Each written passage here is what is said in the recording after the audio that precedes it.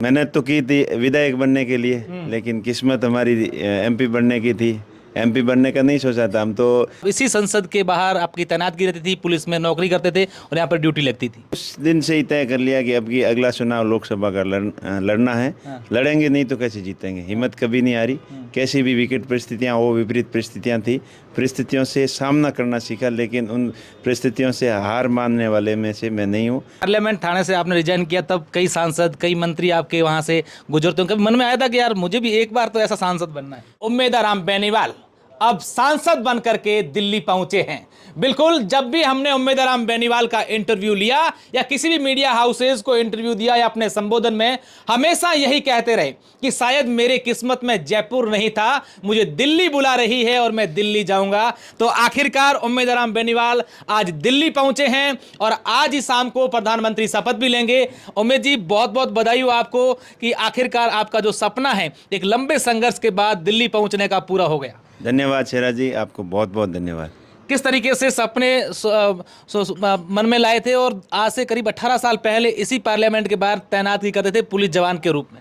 देखिए, इंसान का फर्ज बनता है प्रयास करना। सकारात्मक सोच के साथ प्रयास करते हैं तो सफलता जरूर मिलती है। और भाग्य में कब क्या हो जाए ये किसी को पता नहीं चलता कि कल क्या होने वाला है। अब हमने मेहनत तो की थी विधायक बनने के लिए, लेकिन किस्मत हमारी एमपी बनने की थी। एमपी बनने का नहीं सोचा था हम तो। 2023 का चुनाव लड़ा, लास्ट रिजल्ट लड़ा, तब तक यही था कि विधायक बनना है। 2023 वाला विधायक का रिजल्ट पक्ष में नहीं रहने के बाद में फिर विचार किया भाई विधायकी में तो नहीं बनी बात, अब एमपी के लिए ट्राई करनी चाहिए।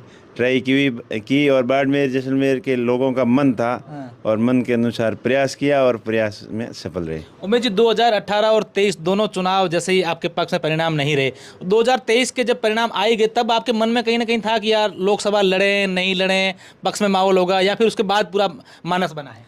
नहीं, उस दिन से ही तय कर लिया कि अब की अगला चुनाव लोकसभा का लड़ना है। लड़ेंगे नहीं तो कैसे जीतेंगे। हिम्मत कभी नहीं आ रही। कैसी भी विकट परिस्थितियां हो, विपरीत परिस्थितियां थी, परिस्थितियों से सामना करना सीखा, लेकिन उन परिस्थितियों से हार मानने वाले में से मैं नहीं हूँ।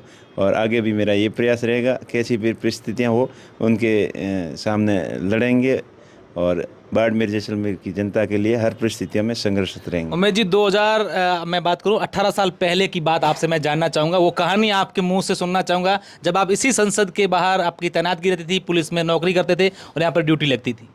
देखिए, 1995 में जब राम निवास जी मिर्दा साहब एमपी थे, तब दिल्ली पुलिस की भर्ती लेके आए थे बाड़मेर। तो 50 लोगों की भर्ती बाड़मेर से की थी, 50 की जैसलमेर से। तो उस भर्ती में हम भर्ती हो गए। 1995 की बात है। हाँ, 1995 अगस्त महीने की बात है। जब मैंने 12th की थी और 12th का रिजल्ट आया ही था और एज ही मेरी 18 साल 15 जुलाई को पूरी हुई थी और अगस्त के पहले हफ्ते में भर्ती थी। और भर्ती होने तो गया था, आर्मी की भर्ती जैसलमेर रह रहे थे। शिव में गए तब पता चला कि भर्ती जैसलमेर वाली तो हो गई है, कल हो गई और आज नहीं है। आज एक बाड़मेर भर्ती आई हुई है, किसी दोस्त ने बताया, तो उसके साथ वापस बाड़मेर आ गए। बाड़मेर पुलिस लाइन गए तो वहाँ भर्ती चल रही थी, उसमें पार्टिसिपेट किया और नंबर आ गया। फिर दिल्ली में कितने साल तक आपने नौकरी और कहाँ ड्यूटी रहती थी? आप भी आते जाते सांसदों को देखते थे? देखिए, 12 दिसंबर 1995 की मेरी ज्वाइनिंग है उसके, और 2005 के आखिरी में 6 के फर्स्ट में मैंने रिजाइन कर दिया था। 10 साल की करीब 10 साल की नौकरी दिल्ली पुलिस में बतौर कांस्टेबल की और कई जगह डीएपी में थे पहले, फिर अम्बेडकर नगर पुलिस थाना में गए, फिर कुछ दिन के लिए सिक्योरिटी में थे, फिर लास्ट पार्लियामेंट स्टेट थाना से रिजाइन किया। तो पार्लियामेंट थाने से आपने रिजाइन किया, तब कई सांसद कई मंत्री आपके वहाँ से गुजरते हैं, कभी मन में आया था कि यार मुझे भी एक बार तो ऐसा सांसद बनना है? नहीं, बिल्कुल ऐसा कभी नहीं सोचा था। अभी उस दौरान शुरू में तो ये सोचा था कि मेरे को अफसर बनना है। उसके लिए मैंने प्राइवेट ग्रेजुएशन भी किया। यूनिवर्सिटी अजमेर से मैंने प्राइवेट समय पार्टी के रूप में ग्रेजुएशन कंप्लीट किया और उसके बाद में ट्राई की यूपीएससी की, फिर वहाँ मामला जमा नहीं, तो उसके बाद में फिर अपना बिजनेस में थोड़ा बहुत भाग्य आजमाना शुरू किया और बिजनेस वाली लाइन बराबर बैठ गई, तब रिजाइन कर दिया। अब यहाँ दिल्ली पहुँचे हैं, किन किन नेताओं से मिले, क्या क्या मुलाकात हो रही है, किस तरीके से सब लोग बधाई दे रहे हैं आपको? बहुत बधाई दे रहे हैं। सबसे पहले अभी कल शाम को संसदीय दल की मीटिंग थी और उसके बाद में फिर डोटाजरा जी आए हुए थे, हमारे अध्यक्ष साहब, तो उनसे मुलाकात हुई। हरीश जी कल साथ में ही थे, आए थे और अभी सुबह वेणुगोपाल जी से, रंधावा जी से, दोनों से मुलाकात हुई, सभी बधाई दे रहे हैं। आगे पार्टी के लिए अच्छा हो उसके लिए क्या प्रयास कर सकते हैं, वो सकारात्मक सोच के साथ अच्छे प्रयास करेंगे। दूसरे जो सांसद साथी हैं आपके राजस्थान से 11 जो हैं वो भी मिले होंगे, तमाम लोग बातचीत? हाँ मिले हैं, कुछ मिले हैं, कुछ से मिलना बाकी है।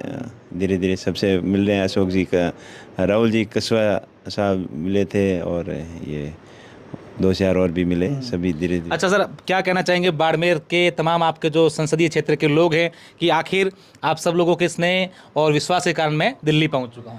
बाड़मेर, जैसलमेर, बालोतरा संसदीय क्षेत्र के लोगों का मैं बहुत बहुत आभार, धन्यवाद प्रकट करना चाहता हूं कि उन्होंने दिन रात कड़ी मेहनत कर और अपनेपन के साथ अपना खुद का चुनाव समझकर चुनाव लड़ा और परिणाम सकारात्मक रहे। ये जीत बाड़मेर, जैसलमेर, बालोतरा के लोगों के मन की जीत है, अच्छाई की जीत है, सच्चाई की जीत है। भ्रम और भ्रांतियाँ फैलाने वालों के मुंह पे करारा तमाशा जनता ने मारा है।